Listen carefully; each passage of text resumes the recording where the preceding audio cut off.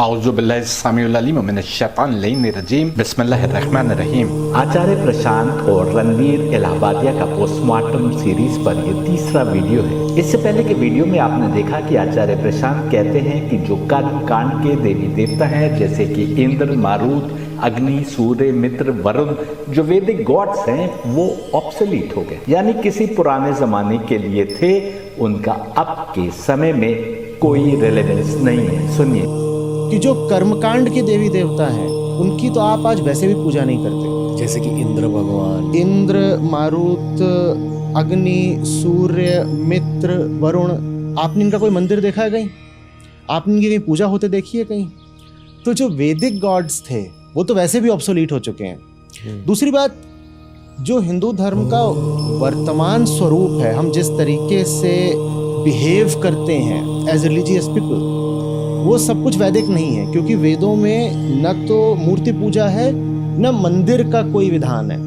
तो हिंदू धर्म फिर जब वैदिक हुआ तो वास्तव में वेदांतिक हुआ, क्योंकि वेदांत के अलावा जो है वेदों में वो बड़ी टाइम बाउंड चीज़ थी। एक समय था जब कुछ वैदिक गॉड्स थे और उनकी एक तरह से पूजा अर्चना करी जाती थी। वो सब बातें कर्मकांड में लिखी हुई हैं। और आपको ये बहुत इंटरेस्टिंग लगेगा, ये बात बहुत लोगों को पता नहीं होगी, लेकिन वेदों में न मूर्ति पूजा है न मंदिर है। जो वैदिक देवता हैं, देवियाँ भी हैं जैसे उषा, वो सब बस अदृश्य प्राकृतिक शक्तियां हैं। जो कर्मकांड के देवी देवता हैं उनकी तो आज आप वैसे भी पूजा नहीं करते, जैसे कि इंद्र, मारुत, अग्नि, सूर्य, मित्र, वरुण। आपने इनका मंदिर देखा है कहीं? आपने इन लोगों की पूजा होते देखी है कहीं? तो जो वैदिक गॉड्स थे वो तो वैसे भी ऑब्सोलीट हो चुके, यानी मंदिर नहीं है इसलिए ऑब्सोलीट हो गए, या उनकी पूजा नहीं हो रही इसलिए ऑब्सोलीट हो गए। और वो कहते हैं कि जो उपनिषद है यानी वेदांत है वो टाइमलेस है। ये भी सुन लीजिए, वो सब कुछ वैदिक नहीं है, क्योंकि वेदों में ना तो मूर्ति पूजा है ना मंदिर का कोई विधान है। ये बात बहुत लोगों को पता नहीं होगी। वेदों के उस हिस्से को बहुत कम महत्व दिया है जो अमर है, टाइमलेस है, और उसका क्या नाम है? उपनिषद, वेदांत। यदि आचार्य प्रशांत रामायण, महाभारत, मनुस्मृति, पुराण आदि का वेदों से कंपैरिजन करते तो मैं ये वीडियोस रिकॉर्ड नहीं करता, क्योंकि जहाँ वेद आसमानी है और परमात्मा की ओर के है, वहीं रामायण, महाभारत आदि काव्य है। ये और पुराण आदि हमारे आप में से निकले कुछ लोगों ने लिखे हैं जो आम आदमी थे, और भले ही वो संस्कृत आदि के बड़े ज्ञानी हो, वो आम आदमी होने के कारण सही और गलत दोनों बातें लिख सकते। लेकिन हमने जितना उपनिषद को समझा वो तो वेदों को ही समझाते नजर आ रहे हैं। वो तो वेदों में जिन देवताओं का जिक्र हुआ है उनका ही महत्व समझा रहे हैं। और आचार्य प्रशांत ये मानने की जगह कि वेदों के माध्यम से परमात्मा क्या कहना चाह रहा है वो स्वयं समझ नहीं पाए, उनको ज्ञानी मानने वालों को भी वेदों से भ्रमित कर रहे हैं, दूर कर रहे हैं, जब वो कहते हैं कि वैदिक गॉड्स ऑब्सोलीट हो चुके हैं। सबसे पहले तो ये बताना आवश्यक है कि वेदों ने इन हस्तियों को कभी गॉड्स कहा ही नहीं, भले ही आप छोटे जी के साथ इनको गॉड्स लिखे। वेदों ने इनको देवता कहा है, जहाँ रूट वर्ड दिव्य यानी नूर यानी लाइट है। ये ब्रह्मा नामी दिव्यात्मा से बने हैं, इसलिए ये नूरानी भी हैं और आत्मा भी है। सारी सृष्टि यानी सारी कायनात चलाने में इनका रोल बताया गया है, लेकिन ये भी साफ कहा गया है कि ये खुदा नहीं है। ये वो हस्तियां हैं जो सारी क्रिएशन को सत्य मार्ग की ओर हिदायत देने के लिए क्रिएट की गई।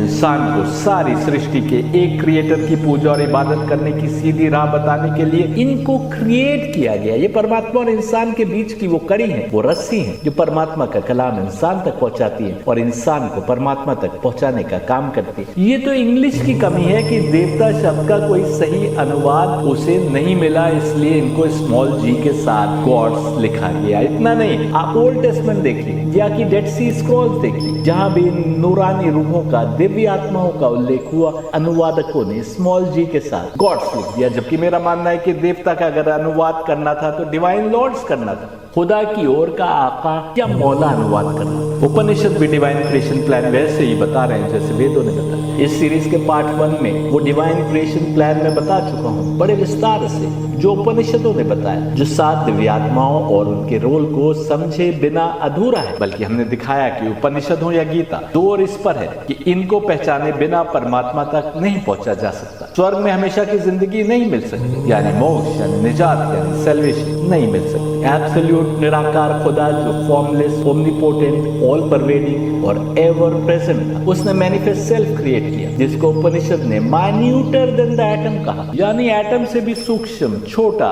निराकार ने साकार ताकत को क्रिएट किया, जिसको सुनहरा यानी गोल्डन नूर बताया गया। इससे हमने नतीजा निकाला कि ये नूरानी हस्तियों की बात हो रही। इसको डिवाइन स्पिरिट भी कहा गया, जिससे हमने नतीजा निकाला कि क्योंकि ये परमात्मा यानी सुप्रीम स्पिरिट से बनी हस्तियां हैं, इसलिए ये रूह यानी आत्मा है। देखिए कैसे उपनिषद बता रहा है कि इम्पेरिशेबल की बात उपनिषद कर रहे हैं। उसको जाने पहचाने बिना यदि कोई इस दुनिया से जाता है तो वो पिटिएबल है, काबिले रहम है। उपनिषद कह रहा है कि तुमने सैक्रिफाइसेस दिए, इबादतें की, अच्छे कर्म किए 1000 वर्षों तक, उस सब का कोई महत्व नहीं यदि तुम इस इम्पेरिशेबल एब्सोल्यूट गॉड को, निराकार को जाने और पहचाने बिना इस दुनिया से चले गए। और यदि तुमने उसकी पहचान बना ली तभी तुम ब्राह्मण हो। इसी इम्पेरिशेबल की पहचान कराने के लिए दिव्य आत्माएं यानी नूरानी रूहें आवश्यक हैं। देखिए Brihadaranyaka Upanishad 3:8-10, whoever, O Gargi, whoever in this world without knowing this imperishable performs sacrifices, worships, performs austerities for 1000 years, his work will have no end. Whosoever, O Gargi, without knowledge of this imperishable departs from this world is pitiable. But O Gargi, he who knowing the imperishable departs from this world is a Brahman. अब आप समझे विष्णु यानी manifest self ने दिव्यात्मा शक्ति यानी ब्रह्मा को क्यों create किया था, जो 7 दिव्यात्माएं यानी नूरानी रूहों में बट गया, जिनमें एक देवी थी, ताकि इनके बाद क्रिएट होने वाले तमाम क्रिएशन की हिदायत और मार्गदर्शन का काम करे। ये देवात्मा शक्ति एक रस्सी के समान हमारी आत्मा को परमात्मा तक ले जाती है और फिर इंसान के लिए इम्पेरिशेबल ब्राह्मण को पहचानना आसान हो जाता है। वो स्वयं ब्राह्मण हो जाता है। जिसने इस इम्पेरिशेबल को नहीं पहचाना, उसके तमाम कर्म, तमाम इबादत, तमाम यज्ञ आदि अनुष्ठान सब व्यर्थ हो जाते हैं। पिछले वीडियो में हमने श्वेताश्वतरा उपनिषद से दिखाया था कि ये देव आत्मा शक्ति मैनीफोल्ड ऐसा इसलिए कहा क्योंकि एक से अनेक दिव्य आत्माएं यानी नूरानी रूहें बन गई। और यदि इसको मुंडक उपनिषद से मिले ज्ञान की रोशनी में देखें तो हम पाते हैं कि एक दिव्य आत्मा यानी नूरानी रूह 7 दिव्य आत्माओं यानी नूरानी रूहों में बदल गई, जिनमें एक देवी है। यदि अभी भी कुछ डाउट रह जाता हो कि उपनिषद भी उन्हीं देवताओं को पहचानवा रहे हैं जिनका उल्लेख वेद कर रहे हैं, सुबाला उपनिषद के खंड 2 का यह हिस्सा देखिए जो शुक्ल यजुर्वेद का हिस्सा है। खंड 2 सुबाला उपनिषद क्या कहता है सुनिए। The atma or the self of Purusha is Hiranya Jyotis or golden और effulgent light into which all the universe is absorbed. He divided atma himself into 2 moieties. Out of one moiety the woman was created and out of the other man. Having become a deva he created the devas. Having become a rishi he created the rishis. Also he created yakshas, rakshasas, gandharvas, wild and domestic beasts and others such as cows, bulls, mares and horses, she-asses and asses. And Vishwambhara, becoming Vaishnavara, at the end of creation, he burnt up all objects. Then in dissolution, Prithvi was absorbed in Apas, Apas in Agni, Agni in Vayu, Vayu in Akas, Akas in... This is the teaching of the Veda. साफ कहा जा रहा है कि आत्मा हिरण्य ज्योति है यानी सुनहरे नूर की शक्ल में आत्मा है। सारी सृष्टि, सारी कायनात इसमें ही समाई हुई है। कैसे एक दिव्य आत्मा एक से अनेक हो गई, इसको यहाँ भी बताया गया है। आत्मा 2 में बट फिर एक में से विमेन यानी देवी क्रिएट हुई और दूसरी मैन यानी देव थी। देवताओं की बात हो रही है। इसके सबूत के लिए अगली लाइन काफी है। हैविंग बिकम अ देवा he created the Dewas, having become a Rishi he created the rishis. साफ कहा जा रहा है कि वो नूर यानी दिव्य सत्ता पहले भी हिरण्य ज्योति यानी सुनहरे नूर की बात हो चुकी थी, इसलिए देव था और उसने अनेक देव क्रिएट किए। वो ऋषि था तो उसने अनेक ऋषि क्रिएट किए, यानी जो देवता हैं वही ऋषि हैं। 7 देवता हैं, 7 ऋषि की बात हर जगह हो रही है, गीता में भी हो रही है। अब सुनिए एक और राज। पिछले वीडियो में मैंने मुंडक उपनिषद से दिखाया था कि 7 चलती फिरती अग्नियां यानी नूरानी हस्तियां हैं। अनुवादकों ने इंग्लिश में मूविंग टंग्स ऑफ फायर कहा, जिसमें एक देवी है और दूसरी ओर आप देखते हैं कि उपनिषद और गीता सप्तऋषियों की बात कर रहे हैं। यही राज है जो मैं थोड़ा पहले आपके सामने रख चुका हूँ। यहाँ सुबाला उपनिषद से साबित है कि जो देव हैं वही ऋषि हैं, यानी इन्हीं 7 देवताओं को डिवाइन ऋषि कहा गया है। वो ऋषि जिनका काम ही हमें सत्य मार्ग की ओर गाइड करना और इम्पेरिशेबल खुदा की पूजा और इबादत के मार्ग की ओर लाना है। लेकिन ऋषि हैं, खुदा नहीं। गॉड इनको कहीं भी नहीं कहा गया, ना उपनिषद में और ना वेद में। यहाँ पर नर यानी पुरुष के सेल्फ की भी बात हो रही है और गोल्डन एग हिरण्यगर्भ की भी बात हो रही है। इस गोल्डन एग की बात हमें निरालंब उपनिषद, बृहदारण्यक उपनिषद, पिंगल उपनिषद और अन्य दूसरी जगह मिलती है। इन 7 को 7 प्राण भी कहा गया है, जैसा कि हमें मंडूक्य उपनिषद में देखने को मिलता है और जिसको अनुवादकों ने इंग्लिश में लाइफ ब्रेथ्स ट्रांसलेट किया है, यानी सारी सृष्टि में जो जिंदगी है उसके प्राण इन्हीं 7 हस्तियों में है। फिर भी तुम इन्हें नहीं पहचान पाए, तुम इनको ऑब्सोलीट बता रहे हो। इनके बिना तो सारी सृष्टि एक क्षण नहीं चलेगी, सब खत्म हो जाएगा, क्योंकि इन्हीं 7 प्राण के कारण तमाम लाइफ है। और ये भले ही 7 है, लेकिन कोई छिपी हुई जगह ऐसी भी हो जहाँ ये 7 और 7 यानी 14 जिस्मों में अवतरित होंगे। ना तो हमारे ज्ञानी वेदों के ज्ञान को पहचान सके और न वेदांत यानी उपनिषदों को। देखिए मंडूक्य उपनिषद 2:1a अथर्ववेद का। From him come forth the 7 life breaths, 7 prans, the 7 flames, their fuel, the 7 oblations, these 7 worlds in which move the life breaths, 7 and 7 which dwell in the secret place. उस secret place पर ये 7 और 7 होकर आ जाएंगे, जबकि हैं ये 7। क्या ये उपनिषद साबित नहीं करता जो हम बार बार साबित करने की कोशिश कर रहे हैं? 7 और 14 का रिश्ता भी आपको समझना होगा। ब्रह्मा की दिव्य आत्मा से क्रिएट होने वाली दिव्य आत्माएं यानी नूरानी रूहें 7 हैं, जिनमें एक देवी है, लेकिन कोई समय आने वाला था जब ये 7 दिव्य आत्माएं यानी 7 नूरानी रूहें किसी छिपे हुए स्थान पर 14 जिस्मों में अवतरित होंगी, जिनमें एक देवी होगी, यानी 14 मानव जिस्मों को अपना ऑफिस बनाकर अपना संदेश देने के लिए ये काम करेंगे। किसी भी जमाने में स्कॉलर समझ ही नहीं पाए कि ये क्या बात हो रही है। आखिर ये कैसे कहते कि ये हमारी समझ से बाहर है? तो जो चाहे वही मानी पहना दिया। जैसे शंकर ने कहा कि ये सिर में मौजूद 7 ऑर्गन्स ऑफ सेंसेस की बात हो रही। जानते हैं कि शंकर ने इसको कैसे पहचानवाया? 2 आंखें, 2 कान, 2 नाक के सुराख और मुंह, ऐसे 7 की गिनती पूरी कर। सबको पता है कि ऑर्गन्स ऑफ सेंसेस 5 है, जिनमें 4 सिर में होते हैं, आंखें, नाक, कान और जबान, और 5वां टच होता है। अब तुम बताओ, आंखें 2 ऑर्गन्स है कि एक? कान 2 ऑर्गन्स है कि एक? ये सब छोड़िए, नाक में 2 सुराख है तो ये 2 ऑर्गन्स है कि एक? शंकर ने इनको 2 गिना है क्योंकि 7 को समझाना था, ऐसे घुमा के 7 कर दिया। अब आप समझे क्यों वेद किनारे कर दिए गए, क्यों आचार्य प्रशांत जैसे ज्ञानी को कहना पड़ा कि वेद और उनके देवता ऑब्सोलीट हो गए। ऑब्सोलीट हुए नहीं, बल्कि इन कमेंटेटर्स और अनुवादकों ने बेतुके मानी में वेदों को इंटरप्रेट करके उनको ऑब्सोलीट कर दिया कि आप कोई उसको पढ़ने बैठता है तो उसकी समझ ही में नहीं आता क्या बात हो रही है। इसलिए हिंदुओं ने घरों तक में वेदों को रखने की कोई कोशिश नहीं करी। अब जब उपनिषदों के 7 प्राण को 7 ऑर्गन्स ऑफ सेंसेस मान लिया, तो इसी उपनिषद के अगले मंत्र को कैसे समझाएंगे जो कह रहा है कि समुद्र और पहाड़, सारी नदियां, तमाम पेड़ पौधे और उनके फल और तमाम एलिमेंट्स का इनसे ही संबंध है। देखिए 2:19 From him all the seas and mountains, from him flow rivers of every kind, from him are all herbs and their juice, by which together with the elements the inner soul is upheld.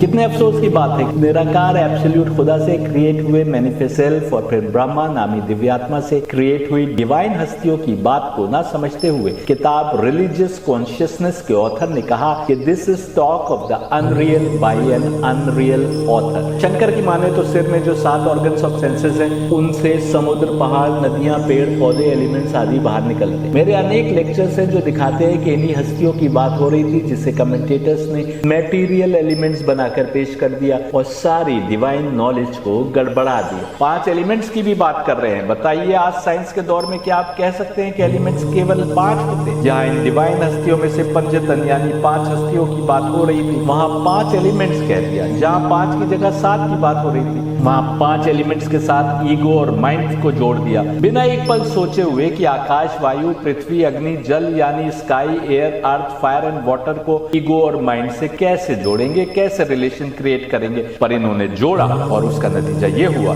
ऐसे बेतुके अनुवाद पेश किए कि लोगों ने पढ़ने ही छोड़ दिया। लेकिन एक पल ये नहीं कहा कि हम स्वयं नहीं समझ पाए, इसलिए ऐसे बेतुके अनुवाद कर रहे हैं। कोई और आया, उसने 5 एलिमेंट्स यानी आकाश, वायु, पृथ्वी, अग्नि और जल में से पृथ्वी को निकाल दिया और महत, अहंकार और प्रकृति यानी माइंड, ईगो और नेचर को जोड़कर 7 कर दिया और आपसे उम्मीद की कि आप तमाम उल जलूल अनुवाद को मान लें। क्या नेचर में ही ये सारी अग्नि, पृथ्वी, वायु, आकाश, जल नहीं आते हैं? लेकिन नेचर को अलग और बाकी 5 एलिमेंट्स को अलग से बता दिया और इस तरीके से बिल्कुल अलग नए सिरे के मनगढ़ंत अनुवाद पैदा कर दिए। आपने माना भी कि यही सही है, लेकिन समझ में आपके कुछ नहीं आया, इसलिए वेदों को ही किनारे करने की बड़ी भूल कर दी। बिल्कुल साफ कहा जा रहा है कि ये दिव्य आत्माएं, ये नूरानी हस्तियां किसी आने वाले समय में इस पृथ्वी पर किसी सीक्रेट जगह पर आएंगी और अज्ञानता की गांठ को खोल देंगी और फिर जो ज्ञान मिलेगा उस पर चलते हुए इंसान ब्रह्मा तक पहुंच जाएगा, यानी मोक्ष, यानी निजात, यानी सेल्वेशन प्राप्त कर ले। क्या वेद और उपनिषद एक ही ज्ञान देते नजर नहीं आ रहे? मंडूक्या उपनिषद 2:1-10 देखिए, the person himself is all this world, posterity and Brahma beyond death. He who knows that which is set in the secret place here on earth, O beloved, cuts asunder the knot of ignorance. अब ये बताओ कि तमाम उल जलूल अनुवाद को परमात्मा से कैसे जोड़ोगे, ओम से कैसे जोड़ोगे, जो दरअसल इन्हीं देवताओं का मार्ग है। जब तुमने 5 महान हस्तियों की बात हुई तो आकाश, वायु, पृथ्वी, जल और अग्नि अनुवाद कर दिया। मंडूक्या उपनिषद का ये मंत्र साफ कह रहा है, हेयर ऑन दिस अर्थ, वो सीक्रेट प्लेस इस धरती पर होगी। इस सब के बावजूद उस समय के ज्ञानी 7 की महत्ता को पहचानते थे। वो जानते थे कि ब्रह्मांड के 7 ही कॉन्स्टिट्यूएंट्स है, जैसा कि हम मान रहे हैं कि ब्रह्मा से 7 दिव्यात्माएं बनी, जिनकी शक्ति के अंदर तमाम ब्रह्मांड है। ब्रह्मांड में इन 7 डिवाइन हस्तियों का ऐसे ही बड़ा रोल था कि उसको जगह जगह डिस्क्राइब किया गया। पिंगल उपनिषद के अध्याय 2 में तो हमारे ऑर्गन्स ऑफ एक्शन और सेंसेस को कंट्रोल करने वाली डीटीज, खुदाई हस्तियों को 14 बताया गया। देखिए अध्याय 2 ऑफ पिंगल उपनिषद इनको कैसे बताता है। देख, वायु, अर्क, वरुण, अश्विनी, देवास, जो कि असल में 2 है, एक अग्नि और दूसरे एक और, इंद्र, उपेंद्र, मृत्यु, Prajapati, the moon, Vishnu, the 4 face Brahma and Shambhu. आप कहेंगे ये तो तेरा नाम है, इसलिए क्योंकि इसमें अश्विनी देवास भी लिखा है, जो दरअसल 2 देवताओं के लिए उपयोग होने वाला शब्द है। जबकि सुबाला उपनिषद के खंड 5 में भी इनका उल्लेख मौजूद है और यहाँ पर भी 14 नाम ही दिए गए। सन, दिक, अर्थ, वरुण, वायु, वाक, अग्नि, इंद्र, विष्णु और उपेंद्र, मृत्यु, प्रजापति, मून, ब्रह्मा, रुद्र। अब जरा गौर कीजिए, इसमें अग्नि है जिसको आप मटेरियल फायर यानी आग ट्रांसलेट कर सकते हैं, इसमें वायु है जिसको आप हवा ट्रांसलेट कर सकते हैं, लेकिन इसमें अश्विनी देवास भी है, इसमें इंद्र भी है, इसमें शिव भी है और ब्रह्मा भी है। अब क्या शिव और ब्रह्मा को भी फालतू मानी देकर समझाओगे? लेकिन तुम समझा ही नहीं सकते कि 7 डिवाइन हस्तियों का राज क्या है, इनको 7 and 7 क्यों कहा गया, और वो छिपी हुई जगह जहाँ ये नूरानी हस्ती मानव शरीर में आकर हमारा मार्गदर्शन करेंगे, कौन सी जगह है? यदि तुम समझ ही नहीं पाओगे कि क्या बात हो रही है और ये 14 कौन है जिनकी बात हो रही है, तो कैसे इनके मार्ग की पहचान बनाओ? जबकि उपनिषद एकदम साफ कह रहा है कि इनकी पहचान करके करोड़ों जन्मों में किए गए गुनाह भी भस्म हो जाए, और जब सारे गुनाह धुलेंगे तब तो मोक्ष यानी निजात यानी सेल्वेशन मिलेगी। Thus all the sins collected together during many crores of births are burned up. देखा आप, उपनिषद कह रहा है कि करोड़ों जन्म के पाप धुल जाएंगे, और उपनिषद के अंत में कहा जा रहा है कि ऐसा व्यक्ति जीवन मुक्त हो जाता है, यानी पृथ्वी पर जीवन प्राप्त करने से मुक्त हो जाता है, जिसका अर्थ यही हुआ कि मोक्ष यानी निजात यानी सेल्वेशन प्राप्त कर लेता है। अब हम जान पाए कि हमारी आत्मा परमात्मा से इन्हीं देवताओं यानी नूरानी हस्तियों के माध्यम से जुड़ती है और इनके ही मार्ग पर चलकर हमारा उद्धार है। तमाम अच्छे कर्म, धर्म के नाम पर रिचुअल्स और अनुष्ठान बेकार है यदि इन पथ प्रदर्शकों को नहीं पहचाना।